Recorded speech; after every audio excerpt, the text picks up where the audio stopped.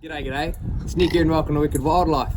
And in this week's bonus video, I want to introduce you to this fella here. This is Rocco, our Red Tail Black Cockatoo, and the newest addition to the Wicked Wildlife family. Stick around. So Rocco here is a 5-year-old male Red Tail Black Cockatoo. Now, we know he's a male because he's jet black with the red blaze on his tail, whereas the girls, just like the babies, have lots of yellow speckles all over their body. Now, there's a few different subspecies of Red Tail Black Cockatoo. Some are endangered, some not so, and this guy here is what we call a Samueli or Samuli.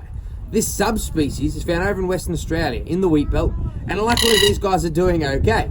So Rocco actually came to us a couple of weeks ago needing a home. He's actually had a bit of an interesting life, poor Rocco. You see, Rocco was hand-raised, so he's learnt to associate with human beings. But the person who bought him after being hand-raised unfortunately passed away. That means he ended up with a bird collector and he was paired up with a female Red Tail Black Cockatoo. The issue is, Rocco here doesn't really have any bird social skills. Bit by bit, he's learning to hang out with Frank, the Major Mitchell's cockatoo behind us here. But Rocco, he would much rather be around people. However, he spent 2 years paired up with this female Red Tail Black Cockatoo and no babies. So to a breeder, he wasn't really valuable at all, and he got traded off again in a collection of other birds to somebody else, who took him in basically to give him a good home, but didn't have the time for him. Now, what all this means is that for the last couple of years, even though Rocco here is hand-raised and he wants to be around us, he hasn't been asked to step onto a hand. He hasn't really had any interaction other than through the wire with people.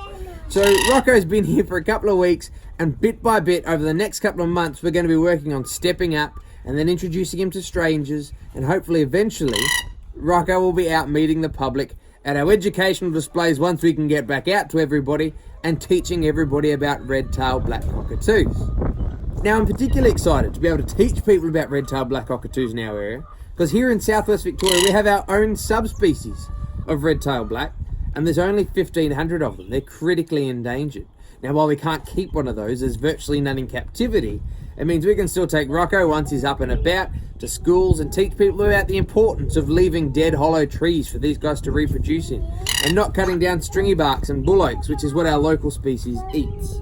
Now, it's not just Rocco who's had to settle in here for a while. Rocco is a very loud bird, and it also means that our daughter, Isabella, has certainly had to take some getting used to with Rocco. Who lives in this aviary? Rocco. What colour is Rocco? Black. Black. What kind of animal is Rocco?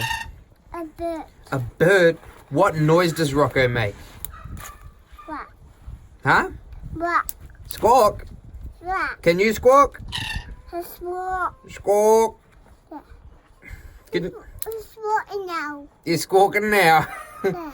So there you go, guys. I hope you've enjoyed meeting the newest and probably loudest member of the Wicked Wildlife family. And if you're enjoying these sort of bonus videos, leave us a comment in the description. I know they're different to what we normally do, but we're going to try and get one of these out every Monday. So things like question and answers, behind the scenes, introductions to new animals, things like this.